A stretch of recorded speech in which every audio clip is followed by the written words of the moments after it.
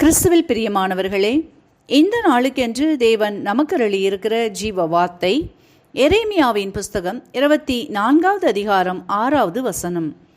அவர்களுக்கு நன்மை உண்டாக நான் என் கண்களை அவர்கள் மேல் வைப்பேன். எனக்கு அருமையான சகோதர சகோதரிகளே, இன்றைய நாளில் உங்களுக்கு வந்து சேர வேண்டிய நன்மைகளை பெற்றுக்கொள்கிற நாளாய் வாக்கு பண்ணி உள்ளார். இன்றைக்கும் அநேகரின் வாழ்க்கையில் பல நன்மைகளுக்காக காத்திருக்கிறீர்கள். அவைகளில் தாமதங்களும் தடைகளும் வந்து நீங்கள் பெற்றுக்கொள்ள முடியாதபடிக்கும் உரிமை கொண்டாடாதபடிக்கும் போராட்டங்களும் விரக்தியும் சோர்வுகளும் இடையிடையே வருகிறபடியினால் விசுவாசத்தில் சோர்ந்து போய் காணப்படுகிறவர்களும் முயற்சிகளை கைவிட்டவர்களும் முடியாது என்று ஒதுங்கினவர்களும் அநேகர் இருக்கிறீர்கள். இன்றைக்கு கர்த்தரின் வார்த்தை உங்களுக்காக நேராய் கடந்து வருகிறது. உங்களுக்கு நன்மை உண்டாக நன்மை செய்யும்படிக்கு தம்முடைய கண்களை உங்கள் மேல் பதிய வைக்கின்றார். நீண்ட நாட்களான உங்களின் ஜெபங்கள், கண்ணீர்கள், காத்திருப்புகளை கர்த்தர் தம் கண்களால் கூர்ந்து கவனித்து அதற்கான பதிலை இன்றைக்கு தரும்படி அவர் தீவிரித்து புறப்பட்டிருக்கின்றார். உங்களுக்கு நன்மை செய்யும்படிக்கு நான் உங்கள் பேரில் நினைவாயிருக்கிறேன் என்கின்றார். ஆகவே வார்த்தையை விசுவாசிங்கள், நன்மைகளை பெற்றுக்கொள்ளுங்கள். இன்றைக்கும் நாம் வேதத்திலிருந்து கர்த்தர் தம் பிள்ளைகளுக்கு செய்த நம்ப முடியாத நன்மைகளை குறித்து தியானிப்போம். 2 ராஜாக்களின் புஸ்தகம் 7வது அதிகாரத்தை நாம் வாசிக்கையில் அங்கே சமாரியாவிலே காணப்படுகின்ற கொடிய பஞ்சத்தை குறித்து பார்ப்போமானால், மனிதனை மனிதன் கொன்று சாப்பிடுகிற நிலை உண்டாயிருந்தது. அப்படிப்பட்ட பஞ்ச காலத்தில் அங்கிருந்த 4 குஷ்டரோகிகளின் நிலையை பார்க்கையில், அவர்கள் அக்கால சட்டத்தின்படி குஷ்டரோகிகள் என்பவர்கள் தீட்டுள்ளவர்கள் என்றும் அவர்கள் ஊருக்குள்ளே வருவதற்கு தடை பண்ணப்பட்டவர்கள், அவர்களின் இருப்பிடமோ ஊருக்கு கடைக்கோடியில் ஒதுக்குப்புறமாக இருக்க வேண்டியவர்கள்.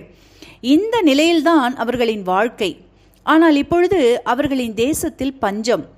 தாங்கள் இருக்கிற இடத்திலோ சாப்பாட்டிற்கு வழி இல்லை. பட்டணத்திற்குள் சென்றால் பஞ்சத்தினால், மக்களின் கோபத்தினால் செத்துவிடுவோம். சீரியருடைய இராணுவத்திடம் சென்று ஏதாவது பெற்றுக்கொள்ளலாம் என்றால் அங்கேயும் உயிரோடே வைக்க மாட்டார்கள், கொன்று விடுவார்கள்.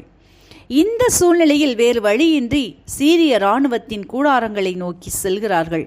செத்தாலும் சாவோம், அவர்கள் நம்மை உயிரோடே வைத்தால் பிழைப்போம் என்ற நிலைக்கு தள்ளப்பட்டவர்களாய் கடந்து போகிறதை கர்த்தரின் கண்கள் அவர்களுக்கு நன்மை செய்யும்படிக்கு அவர்கள் பக்கமாக திரும்பினது. விளைவு, சீரியரின் இராணுவத்தினருக்கு ரதங்களின் இரைச்சலையும் குதிரைகளின் இரைச்சலையும் மகா இராணுவத்தின் இரைச்சலையும் கேட்க பண்ணினார். இதை கேட்ட இராணுவத்தினர் தமக்கு எதிராய் பெருந்திரளான இராணுவ கூட்டம் வருகிறது என்று எண்ணி தாம் தப்பி பிழைத்தால் போதும் என்றபடி தங்களின் உடைமைகளை, ஏராளமான கழுதைகள், குதிரைகள், வெள்ளி, பொன் வஸ்திரங்கள் போன்றவற்றை விட்டுவிட்டு ஓடிப்போனார்கள். குஷ்டரோகிகளோ இவைகள் எதுவும் அறியாதபடியினால் அங்கிருந்த செல்வங்களை எடுத்துக்கொண்டும் நன்கு புசித்து குடித்து திருப்தி அடைந்தார்கள் என்று வாசித்தறிகின்றோம். சாவோம் என்றிருந்தவர்களின் மேல் கர்த்தரின் கண்கள் நன்மையானதை செய்யும்படி அவர்களை நோக்கி பார்த்தமையினால் சௌரியவான்களானார்கள். என கருமையானவர்களே, இன்றைக்கும் உங்களின் வாழ்விலும் கூட பல சூழ்நிலைகள் நெருக்கி ஏவுகிறபடியினால் எந்த பக்கமும் தப்பித்து கொள்ள வழி இல்லாமலும் தைரியமாய் எதிர்த்து நிற்க முடியாமலும் பலவீனங்கள், போராட்டங்கள், கண்ணீர், கவலைகள், சாபங்கள், சாவதா பிழைப்பதா என்ற சூழ்நிலைகளை கண்டு பயந்து போய் குழப்பத்துடன் விரக்தியுடன் யார் விடுவிப்பார், அவ்வளவுதான் முடிந்தது என்று இருப்பீர்களானால் உங்கள் விசுவாசத்தை தளர விடாதீர்கள். உறுதியாயிருங்கள்.